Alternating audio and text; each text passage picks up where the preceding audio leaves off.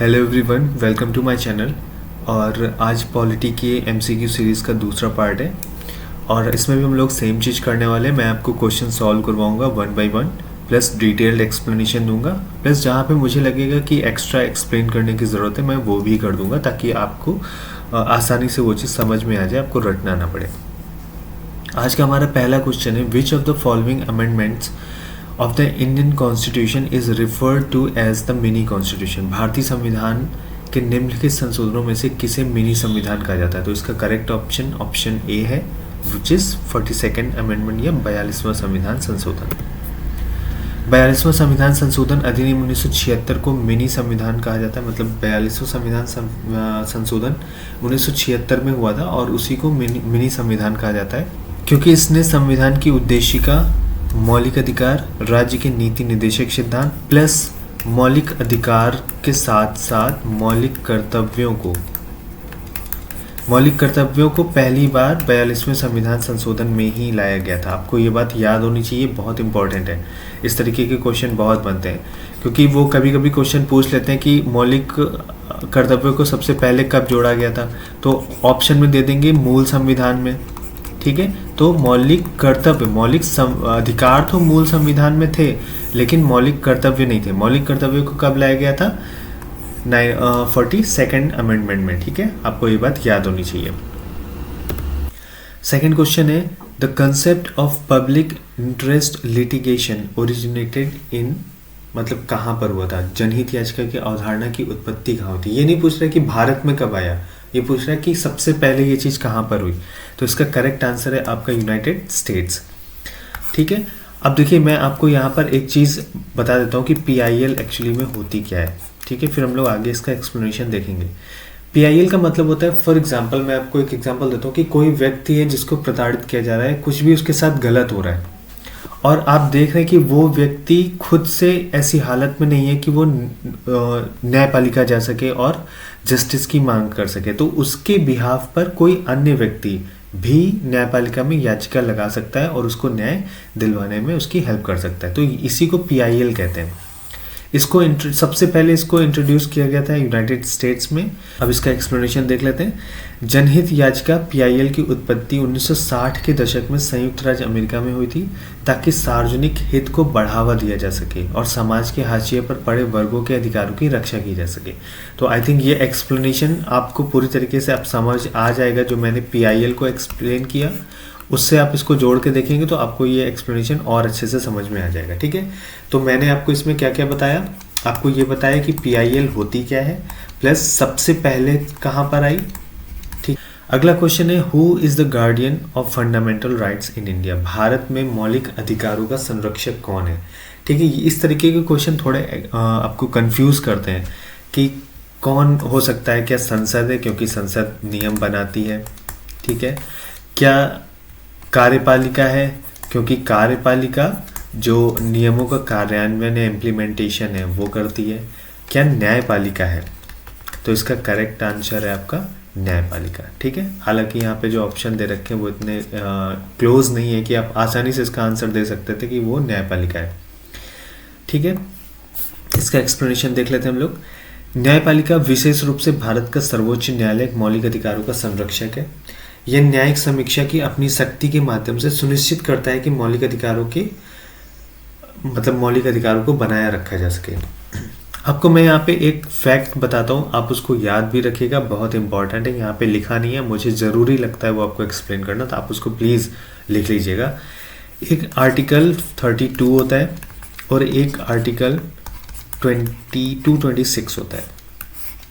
ठीक है, तो जब किसी व्यक्ति के मूल अधिकारों का हनन होता है, ठीक है, तो वो डायरेक्ट सुप्रीम कोर्ट जा सकता है। किसके बिहाफ पर? आर्टिकल 32 के बिहाफ पर।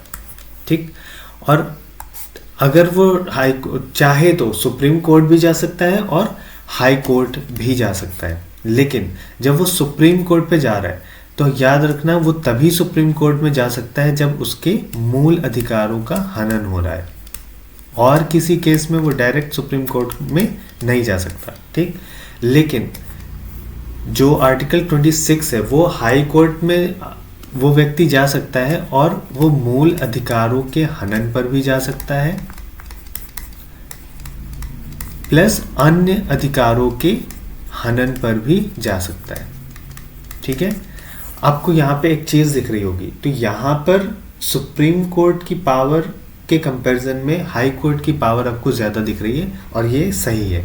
तो मैंने आपको ये इसलिए एक्सप्लेन किया, मतलब आर्टिकल 32, 30, 226 ये तो इम्पोर्टेंट है ही, उसको तो आपको लिखना ही लिखना है, पर मैंने जो जिसको बताया उसका मेरा जो कोशिश थी ये समझाने की थी कि ये एक ऐसा एक्सेप्शन है जहाँ पर हाई कोर्ट का जो दायरा है, ठीक है, वो एससी के दायरे से ज़्यादा है। आप समझ रहे हैं मैं क्या कह रहा हूँ? तो कभी कभी पूछ लेता है कि मौलिक अधिकारों के संरक्षण में किसका दायरा ज़्यादा बड़ा है, सुप्रीम कोर्ट का या हाई कोर्ट का? तो याद रखना, मौलिक अधिकारों के संरक्षण में दोनों के पास है, लेकिन अधिकारों के संरक्षण में किसका दायरा बड़ा है? एससी का। ठीक है, दैट मीन्स हाई कोर्ट का, क्योंकि हाई कोर्ट में 226 के साथ आप हाई कोर्ट में किसी भी अधिकार के हनन के रूप में जा सकते हैं और हाई कोर्ट आपकी सुनवाई करेगा। लेकिन सुप्रीम कोर्ट में अगर जा रहे हैं 32 के ऑन बिहाफ पर, सुप्रीम कोर्ट में अगर आप जा रहे हैं तो वहाँ पर वो सिर्फ मूल अधिकारों के हनन की केस में ही वो आपकी बात सुनेगा, अदरवाइज वो आपको रिफर कर देगा निचली अदालतों में। तो आपको समझ में आ रहा है मैं क्या कह रहा हूँ? तो ये एक एक्सेप्शन है जहाँ पर हाई कोर्ट की पावर सुप्रीम कोर्ट से ज़्यादा है। ठीक है, तो समझ में आ गया। अगला क्वेश्चन है, which part of the Indian constitution deals with the directive principles of state policy? मतलब भारतीय संविधान का कौन सा भाग है जिसमें राज्य के नीति निर्देशक सिद्धांतों का मतलब राज्य के नीति निर्देशक सिद्धांतों को दिया गया है? तो वो आई थिंक ये सबको पता है, आर्टिकल भाग 4 में है। और मतलब ये वो चीज़ें हैं जो आपको याद होनी चाहिए भारतीय संविधान के संबंध में। मैं आपको कुछ बेसिक चीज़ें बता देता हूँ जो आपको याद होनी चाहिए। एक है भाग, ठीक है, एक है आपकी अनुसूची, और एक है आपके जो मौलिक कर्तव्य प्लस आपके डायरेक्टिव प्रिंसिपल। ये मतलब वो चीज़ें हैं जो आपको याद होनी चाहिए। मैं नहीं कह रहा हूँ कि आप हमेशा इनको याद रखो, मतलब कोई भी अगर आप एग्ज़ाम देने जा रहे हैं वहाँ पॉलिटी का सेक्शन आ रहा है तो आपको सारे भाग याद होने चाहिए, कौन से भाग में क्या है, प्लस अनुसूचियाँ किस अनुसूची में किसकी बात करी गई है, प्लस मौलिक कर्तव्य ये याद करना है सीरियल से कि किस नंबर पे कौन सा मौलिक कर्तव्य है, क्योंकि क्वेश्चन कंफ्यूज करने वाले आते हैं। आपको ऑप्शन दे देगा, 4 ऑप्शन देगा जिसमें से एक मौलिक कर्तव्य होगा, 3 इसमें आपके नीति निर्देशक तत्व होंगे, राइट। और आपको कंफ्यूज कर देगा कि इसमें से कौन सा मौलिक कर्तव्य है, और आप कंफ्यूज हो जाएंगे अगर आपने इसको सही से नहीं पढ़ा है, क्योंकि कुछ मौलिक कर्तव्य और नीति निर्देशक से लगभग सेम है, ठीक है। तो वो दोनों मैच करते हैं कहीं कहीं पर। कुछ टॉपिक्स ऐसे हैं जो दोनों में मेंशन है, ठीक है, लेकिन कुछ नीति आपके कर्तव्यों के हिसाब से मेंशन है और कुछ नीति निर्देशक तत्वों के हिसाब से मेंशन है। तो जब तक आप दोनों को नहीं पढ़ेंगे आप उनको डिफ्रेंशिएट नहीं कर पाएंगे, ठीक है। तो ये वो 4 चीज़ें हैं जो आपको 100% रटी होनी चाहिए कोई भी एग्जाम देने से जाने से पहले, अगर उसमें पॉलिटी सेक्शन पूछा जा रहा है, ठीक है। ये मेरी आपको सलाह है, आप मान ले तो आपके लिए बेहतर होगा। इसका एक्सप्लेनेशन है, भारतीय संविधान का भाग 4 राज्य के नीति निर्देशक सिद्धांतों से संबंधित है, जो सरकार द्वारा कानूनों के निर्माण के लिए दिशा निर्देश है और इन्हें किसी भी अदालत के द्वारा लागू नहीं किया जा सकता, लेकिन इन्हें देश के शासन में मौलिक माना जाता है। इसका मतलब ये है, मैं एक्सप्लेन कर देता हूँ कि जैसे आपके मौलिक अधिकार हैं, ठीक, मौलिक अधिकार वैसे टीपी भी है, इनमें कॉन्फ्लिक्ट होता है, लेकिन यहाँ पर आपको एक समझने वाली है कि ये अपरिवर्तनीय है। दैट मीन्स इसको सिंपल लैंग्वेज में मैं करूँ तो मौलिक अधिकारों का अगर आप हनन हो रहा है या मौलिक अधिकारों के लिए आप सुप्रीम कोर्ट जा सकते हैं और उनको लागू करवा सकते हैं, उनकी मांग कर सकते हैं और सुप्रीम कोर्ट उसकी सुनवाई करेगा और लागू भी करवाएगा, ठीक है। क्यों? क्योंकि सुप्रीम कोर्ट आपका संरक्षक है मौलिक अधिकारों का, अभी हम लोगों ने पीछे पढ़ा, करेक्ट। लेकिन जो डायरेक्टिव प्रिंसिपल्स हैं अब उनके बिहाफ पर सुप्रीम कोर्ट नहीं जा सकते, वो राज्य के ऊपर डिपेंडेंट, मतलब राज्य के ऊपर है कि वो उन चीज़ों को कब इम्प्लीमेंट करेगा। ठीक है, जैसे कि एक आपका आर्टिकल जो 40 है वो रिलेट करता है आपका पंचायत से, ठीक है, या हम लोग कह सकते हैं स्थानीय स्वशासन से, राइट।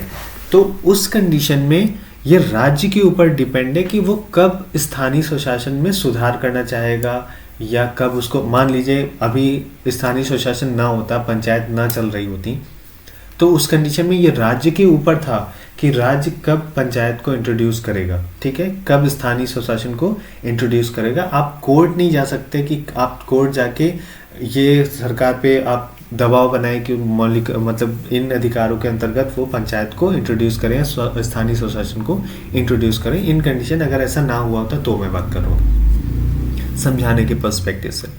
तो ये आपको यहाँ पर पता होना चाहिए कि जो आपके डायरेक्टिव प्रिंसिपल्स हैं वो उनको, इसको जो संविधान की भाषा है उसमें कहा जाता है कि अपरिवर्तनीय, दैट मीन्स इनको सुप्रीम कोर्ट जाके लागू नहीं करवाया जा सकता, लेकिन जो मौलिक अधिकार हैं वो परिवर्तनीय, दैट मीन्स आप सुप्रीम कोर्ट जाके उनको लागू करवा सकते हैं। ठीक है, तो ये एक इम्पॉर्टेंट चीज़ थी जो मैंने आपको एक्सप्लेन कर दी।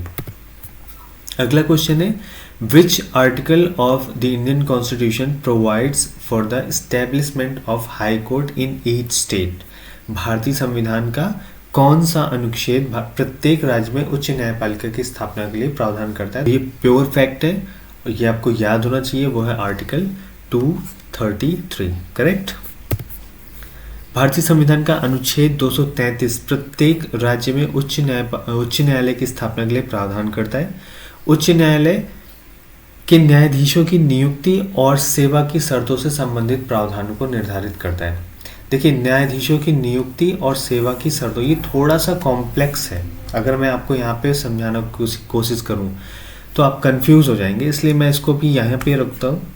ठीक है, नेक्स्ट अगर जब भी मैं अभी मैं ऐसे आपको क्वेश्चन ला रहा हूँ, फिर मैं टॉपिक वाइज लाना शुरू करूँगा, प्रोबेबली नेक्स्ट वीडियो से मैं ऐसा करूँगा, तब मैं आपको एक एक चीज़ एक्सप्लेन करता हुआ चलूँगा कि कहाँ का क्या क्या कंडीशंस है, लाइक न्यायाधीशों की नियुक्ति में कितने जजों का बेंच बैठता है, ठीक है, कितने, जो आपका कोलिजियम होता है वो कैसे काम करता है, इन सारी चीज़ों को मैं आपको एक्सप्लेन करूँगा। लेकिन अभी यहाँ पर अगर मैं ऐसा करूँगा तो वो ऐसा ही हो जाएगा कि बीच से उठा के मैंने आपको कुछ भी एक्सप्लेन कर दिया, मैं आपको नॉलेज दिखाने के चक्कर में, तो वो सही नहीं है। ठीक है, यहाँ पे मैं कितना नॉलेज रखता हूँ ये इंपॉर्टेंट नहीं है, मैं आपको कितना डिलीवर कर रहा हूँ वो इम्पोर्टेंट है, और किस बेस पे कर रहा हूँ वो इम्पोर्टेंट है। सो मैं इसको यहाँ पर अभी अवॉइड करूँगा, मुझे जब ज़रूरी लगेगा तो मैं उस चीज़ को एक्सप्लेन कर दूंगा जैसे मैंने आपको अभी समझाया। ठीक है, तो यहाँ पर आपको प्योर फैक्ट आपको ये याद रखना है कि आर्टिकल 233 जो कि उच्च न्यायालय की स्थापना से संबंधित है, प्लस न्यायाधीशों की नियुक्ति से भी संबंधित है और उनकी सेवा शर्तों से भी संबंधित है, तो आपको ये बात यहाँ पर याद रखनी है। अगला क्वेश्चन है, the concept of single citizenship in India means. Bharat में एकल नागरिकता की अवधारणा का क्या मतलब है। एकल राज्य की नागरिकता, पूरे देश के लिए नागरिकता, द्विपक या ड्यूअल सिटीजनशिप, या संघ शासित प्रदेशों के लिए, तो इसका मतलब है पूरे देश के लिए एक नागरिकता। इसका मतलब ये नहीं है कि आपको हर एक राज्य के लिए अलग अलग नागरिकता लेनी, जैसे कि यूनाइटेड स्टेट्स में होता है, नहीं, आपको सिर्फ एक नागरिकता आपको मिलेगी, वो आपके पूरे देश में सभी जगह लागू होगी। हालांकि जैसे कुछ स्टेट्स हैं जो आपके जैसे कि नॉर्थ ईस्ट के कुछ स्टेट्स हैं जहाँ पे आपको जाने के लिए इनलाइन परमिट की ज़रूरत पड़ती है, तो वो एक अलग टॉपिक है, उसको कभी हम लोग फुर्सत में डिस्कस कर लेंगे। लेकिन जो नागरिकता की बात है तो वो एकल नागरिकता काम करती है। यहाँ पे मैं आपको बहुत सारे ऐसे क्वेश्चन, अभी मैं आपको एक ब्रीफ इंट्रोडक्शन एक तरीके से दे रहा हूँ, इसीलिए मैं सिर्फ 10 क्वेश्चन लाता हूँ और आपको एक्सप्लेन करता हूँ ताकि आप समझ सके कि मैं आपको किस तरीके से प्रिपरेशन करवाने वाला हूँ। फिर मैं टॉपिक वाइज वीडियो लाऊंगा, हर एक टॉपिक के अलग अलग MCQs लाऊंगा और लाइन वाइज लाऊंगा, तो आपको जब मैं एक्सप्लेन करूंगा तो वो एक्सप्लेनेशन आगे के वीडियो में आपके काम आएगा। अभी इसीलिए मैं चीज़ों को अवॉइड कर रहा हूँ ज़्यादा एक्सप्लेन करने से। तो अभी आप सिर्फ समझिए और देखिए मैं आपको जो नॉलेज डिलीवर कर रहा हूँ वो आपके काम का है या नहीं है। ठीक है, फिर जब मैं टॉपिक वाइज लाऊंगा तो मैं आपको हर एक चीज़ डिटेल में एक्सप्लेन करूंगा, आपको कभी कंफ्यूजन नहीं होगी। एकल नागरिकता, या इस तरीके की चीज़ों में जो काम करती हैं, ठीक है। तो अभी के लिए इसका आंसर है citizenship for the whole country, एकल नागरिकता। भारत के संबंध में ये सारी चीज़ें, भारत के संबंध में एकल नागरिकता का मतलब है citizenship for the whole country, ठीक। आप इसको प्लीज़, यहाँ पर ये आंसर गलत लिख के है, ठीक है, एक राज्य के लिए नहीं है जो मैंने आपको बताया, citizenship for the whole country, ठीक। एक्सप्लेनेशन इसका क्या है? भारत में एकल नागरिकता की अवधारणा का मतलब है भारत में प्रत्येक नागरिक मतलब भारत का प्रत्येक नागरिक भारत का नागरिक है, भले ही वो किसी राज्य से हो या किसी संघ शासित प्रदेश से हो।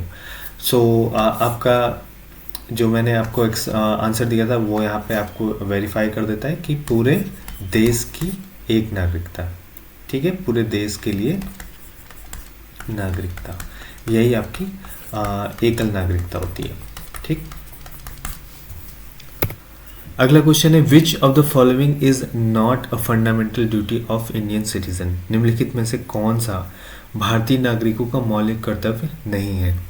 अब देखिए सेम क्वेश्चन आ गया यहाँ पर जो आपको कंफ्यूजन क्रिएट कर सकता है। हालांकि यहाँ पर जो मैंने ऑप्शन दिए वो इतने कठिन नहीं दिए हैं, तो आप यहाँ पे तो आइडेंटिफाई कर लेंगे, पर जब क्वेश्चन में जैसे अभी मैंने टैक्सेस की बात कर दी तो आपको ये समझ में आ गया कि अगर आपने कभी भी एक बार भी पढ़ा है मौलिक कर्तव्यों को और नीति निर्देशक तत्वों को, तो आप समझ जाएंगे कि वहाँ पर कहीं पर भी टैक्स की बात नहीं करेगी, तो आप इसको तुरंत इसको एलिमिनेट कर देंगे और यही आपका आंसर हो जाएगा।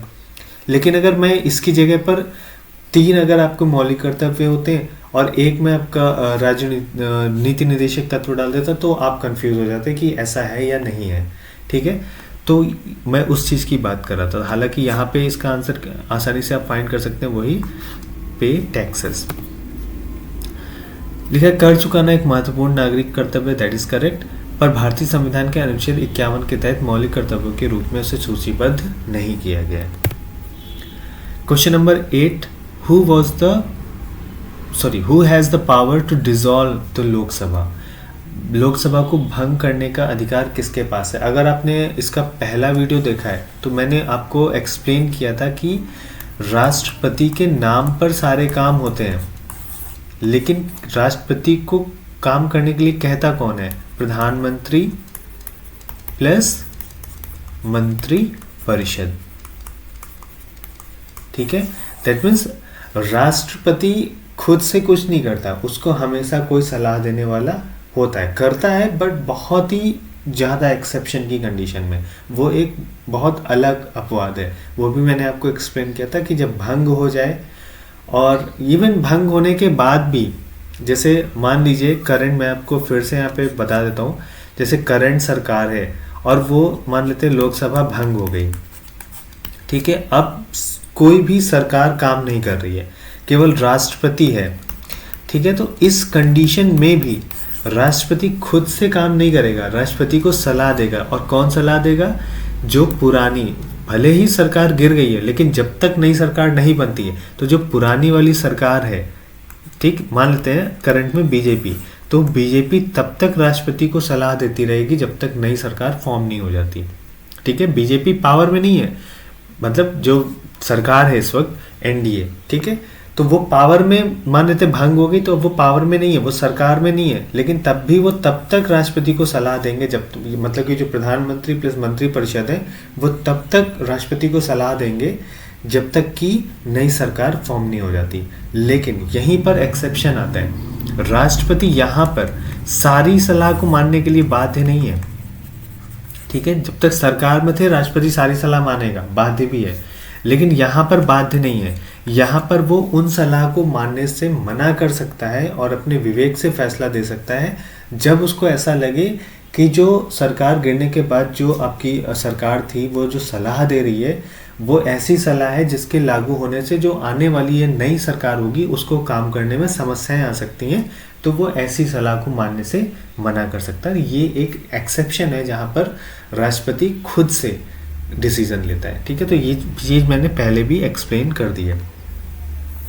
तो आई थिंक इतना एक्सप्लेन करने के बाद आपको समझ में आ गया होगा कि मैं क्या आंसर इसका करने वाला हूँ, वो है राष्ट्रपति, ठीक है।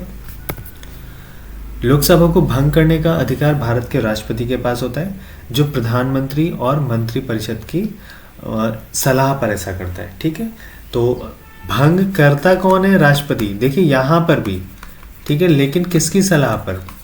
प्रधानमंत्री प्लस मंत्रिपरिषद की सलाह पर। Sorry for the writing. ठीक है, अगला क्वेश्चन में, question number 9, the power to declare a state of emergency in India is vested in. Bharat में आपातकाल की घोषणा करने की शक्ति किसके पास होती है? तो ये भी आपके राष्ट्रपति के पास होती है। बट स्टिल यहाँ पर भी एक कैच है कि राष्ट्रपति, जैसे पुराने टाइम में या कुछ जो पहले के समय में जो सरकार थी उसमें राष्ट्रपति डायरेक्ट कर सकता था। किसकी सलाह पे करेगा? प्रधानमंत्री परिषद और प्रधानमंत्री प्लस मंत्रिपरिषद की सलाह पर। लेकिन आज के समय में ऐसा नहीं है, ये चीज़ें बदल चुकी हैं। अब राष्ट्रपति को लिखित जब तक नहीं दिया जाएगा, और वो भी मंत्रिपरिषद नहीं बल्कि मंत्रिमंडल। आप समझ रहे हैं? मतलब अब राष्ट्रपति को अगर राष्ट्रपति शासन लागू करवाना है तो मंत्रिमंडल को लिखित में राष्ट्रपति को यह बात देनी पड़ेगी, तब राष्ट्रपति आपातकाल को लागू करेगा। ये करंट का जो आज का समय है उसका नियम है। तो आपको एक चीज़ यहाँ पर यह भी याद रखनी है कि हर जगह पर प्रधानमंत्री प्लस मंत्रिपरिषद का यूज़ होता है, कैबिनेट का यूज़ होता है। लेकिन एक यही वो चीज़ है जो आपका आर्टिकल 352 है, उसके अंतर्गत सिर्फ एक ही ऐसी जगह है जहाँ पर मंत्रिमंडल का यूज़ किया गया है। तो आपको ये बात भी याद रखनी है। ठीक है, आपातकाल घोषित करने की शक्ति भारत के राष्ट्रपति के पास होती है, जो भारत के संविधान के अनुच्छेद 352, 56 और 360 के तहत है। मतलब 360 में आपका वित्तीय आपात की बात होती है, 356 में आपका जो राष्ट्रपति शासन की बात होती है, ये किसी स्टेट की बात या सिंगल स्टेट, दो स्टेट, इस तरीके से हो सकती है। और राष्ट्रीय आपात ये भी एक स्पेसिफिक प्लेस पे हो सकता है, लेकिन इसका राज्य का स्पेसिफिक मतलब राज्य, इसके लिए आपको राज्य की कंडीशन देख के नहीं करना होता है। ठीक है, आपको पूरे देश की कंडीशन देख के करना होता है। वो कुछ कंडीशन होती हैं, वो आपका आर्टिकल 358, 359, जैसे कि मैंने कहा कि मैं आपको अभी ऐसा कुछ भी नहीं बताने वाला हूँ जिससे आप कंफ्यूज हो जाएं। जो मैं आपको अभी बताना चाहता हूँ वो भी ना आपके दिमाग में जाए। तो अभी आपके लिए बस इतना याद रख लिए कि आपातकाल की घोषित करने की शक्ति राष्ट्रपति के पास होती है। ठीक है, और आर्टिकल 352 आपका राष्ट्रपति शासन से, आपातकाल से संबंधित है। आर्टिकल 356 राष्ट्रपति शासन से है, और आर्टिकल 360 आपका वित्तीय आपात से संबंधित है। आपको अभी के लिए सिर्फ इतना ही याद रखना है। अगला क्वेश्चन है, which body is responsible for the preparation of electoral rolls for element to the Lok Sabha and state legislative assemblies. Lok Sabha और राज्य विधानसभा के चुनावों के लिए निर्वाचन पंजीकरण की तैयारी की जिम्मेदारी किस संस्था के पास होती है? तो वो है इलेक्शन कमीशन ऑफ इंडिया। यहाँ पे मैं आपको एक कन्फ्यूज़न दूर कर सकता हूँ अगर आपके है, तो वो ये कि एक इलेक्शन कमीशन ऑफ इंडिया होता है, ठीक, और एक हर राज्य का भी एक अपना इलेक्शन कमीशन होता है, करेक्ट। लेकिन यहाँ पे कंफ्यूज नहीं होना है, जो राज्य का इलेक्शन कमीशन है वो कभी विधानसभा या राज्य के जो विधानसभा के चुनाव होते हैं उनमें वो पार्टिसिपेट, मतलब उन पे वो नहीं, उसका कंट्रोल है। जो राज्य के विधानसभा, उपराष्ट्रपति, इस तरीके के जितने भी चुनाव हैं वो कौन कंडक्ट करवाता है? ECI, that means election commission of India. और जो स्टेट इलेक्शन कमीशन है वो राज्य के विधानसभा के चुनाव में मतलब नहीं करवाता। ये कंफ्यूजन वाली चीज़ है, ठीक है। मतलब अगर किसी को इन डिटेल नहीं मालूम है तो वो कंफ्यूज हो सकता है इस चीज़ में कि क्योंकि राज्य का अपना इलेक्शन कमीशन है तो राज्य के जो चुनाव होते होंगे उसमें राज्य का इलेक्शन कमीशन करवाता होगा। नहीं, ऐसा नहीं है। विधानसभा हो गया, अगर विधान परिषद है तो विधान परिषद हो गया, प्लस आपका जो राज्यपाल, उपराज्यपाल, जैसे मान लीजिए जैसे विधानसभा का अध्यक्ष होता है, तो इस तरीके की चीज़ें जो होती हैं इनको कौन कंडक्ट करवाता है? इनको ईसीआई कंडक्ट करवाता है, ठीक है। अगर ऐसा होता है तो मैं बता रहा हूँ, ठीक है। अब ये मत सोचिएगा कि जो अध्यक्ष होता है वो उसका देखिए लेगेसी अलग तरीके से चलती है। अब जैसे कि कभी भी जो अध्यक्ष का जो चुनाव होता था आज से पहले, वो लेगेसी के हिसाब से लिया जाता था, मतलब एक डिसाइड हो जाता था कि ये अध्यक्ष बनेगा, चुनाव नहीं होता था। अब की बार चुनाव भी हुआ, ठीक है, नियम चुनाव का है, लेकिन वो परंपरा चली आ रही है एक ऐसे ही, जो रूलिंग पार्टी है उसका जो एक मेंबर होगा वही आपका लोकसभा स्पीकर होगा। तो हम उसके बिहाफ पे भी बात नहीं कर रहे हैं। हालांकि जो मेन मोटा मोटे चीज़ मैं आपको बताना चाह रहा हूँ वो ये कि जो राज्य के विधानसभा के चुनाव हैं, ठीक है, इस तरीके के जितने भी चुनाव होते हैं राज्य के अंदर, उनको भी ईसीआई ही कंडक्ट करवाता है। और जो स्टेट इलेक्शन कमीशन होता है वो पंचायत या स्थानीय स्वशासन वाले चुनाव को कंडक्ट करवाता है, स्वशासन, ठीक है। आई थिंक ये चीज़ आपको क्लियर हो, तो इसमें कंफ्यूज नहीं होना है आपको। इस जो स्टेट का इलेक्शन कमीशन है वो स्थानीय लोकल गवर्नमेंट जो होती है उनके चुनाव कंडक्ट करवाता है, ठीक है। क्लियर यहाँ पर? इसका एक्सप्लेनेशन है, लोकसभा और राज्य विधानसभाओं के चुनावों के लिए निर्वाचन पंजीकरण की तैयारी की जिम्मेदारी भारत के निर्वाचन आयोग की होती है, ठीक है, ना कि स्टेट के निर्वाचन आयोग की। करेक्ट। तो ये चीज़ यहाँ पर मैंने आपको एक्सप्लेन कर दी। जहाँ जहाँ पर मुझे लगता था ज़्यादा एक्सप्लेन करना चाहिए मैंने आपको वो भी कर दिया। हालांकि मैं आपको ये भी बताता हूँ कि अगले वीडियो से हम लोग टॉपिक वाइज चीज़ें पढ़ने वाले हैं। टॉपिक वाइज से मेरा मतलब है कि मैं ऐसे एक प्रेफरेंशियल टॉपिक बनाऊंगा और उनके एमसीक्यूज हम लोग सॉल्व करना शुरू करेंगे कि पहले नंबर पे किस टॉपिक के हम लोग एमसीक्यूज सॉल्व करेंगे, वो मैं डिसाइड कर लूँगा, उसमें आपको परेशान नहीं होना है। फिर अगला चैप्टर कौन सा होगा जिसके एमसीक्यूज सॉल्व करेंगे, और जितने मैक्सिमम मैं ढूंढ सकता हूँ उस चैप्टर से एमसीक्यूज में, उन सबको लाकर आपके सामने रख दूंगा और फिर मैं उनको सॉल्व करूंगा। जहाँ पे एक्सप्लेनेशन की ज़रूरत है मैं वो एक्सप्लेन भी करूंगा। तो इससे जो बेनिफिट होगा ना वो आपको ये मिलेगा कि जब मैं टॉपिक वाइज चीज़ें लेकर आऊँगा, जो पहले चीज़ पढ़ानी चाहिए उस हिसाब से मैं एमसीक्यूज लेकर आऊँगा। तो जब मैं उस टॉपिक के एमसीक्यूज आपको करा दूंगा तो नेक्स्ट टॉपिक पे जब मूव करूंगा तो पिछला वाला टॉपिक आपको हेल्प करेगा। तो इससे आपका कॉन्फिडेंस बढ़ेगा और गलत होने के चांसेस कम होते चले जाएंगे और चीज़ें समझ में भी ज़्यादा आएंगी। तो मैं ये करने वाला हूँ और ये नेक्स्ट वीडियो से ही मैं कर दूंगा, ठीक है। तो आज पॉलिटी का दूसरा चीज़ें थी। तो हो सकता है कि अभी कुछ चीज़ें आपको, मतलब मैं तो समझा रहा हूँ लेकिन ये भी पॉसिबल है कि आपको समझ नहीं हो, तो बिल्कुल भी आपको लोड नहीं लेना है, क्योंकि जब मैं टॉपिक वाइज जैसे नेक्स्ट वीडियो से लाने वाला हूँ तो मेरे लिए सहूलियत हो जाएगी समझाने में भी और आपको समझने में भी। अभी मुझे इस बात का डर रहता है कि अगर मैंने कुछ भी बीच से उठा के बोल दिया और वो इतना कॉम्प्लेक्स हो गया तो ऐसा ना हो कि आपको डर लगने लगे पॉलिटिक्स से, तो वो मैं नहीं चाहता हूँ, ठीक है। तो मैं जब टॉपिक वाइज लाऊंगा तो एक एक चीज़ एक्सप्लेन करूँगा, क्योंकि पीछे जो एक्सप्लेन किया उसके बिहाफ पे मैं आगे वाला एक्सप्लेन कर सकता हूँ और आपने जो पीछे समझा उसके बिहाफ पे आप आगे वाला समझ सकते हैं, तो आपके लिए भी बहुत आसान हो जाएगा। तो मिलते हैं हम लोग नेक्स्ट वीडियो में। तब तक के लिए आप टेलीग्राम को, आप ये हमारा टेलीग्राम है, आप इसको फॉलो कर लें। तो मैं इस पर PDF डाल दूँगा जब भी आपको ज़रूरत होगी। मतलब ये तो हमारे चैनल का नाम है, ये हमारा टेलीग्राम है, ठीक है। आप इस पे जाके टेलीग्राम को फॉलो कर लें, वहाँ पे आपको PDF जो भी मैं आपको पढ़ा रहा हूँ उन सब की PDF मैं वहीं पर डाल दूँगा, तो आप वहाँ से उसको ले सकते हैं। तो मिलते हैं नेक्स्ट वीडियो में, तब तक के लिए थैंक्स।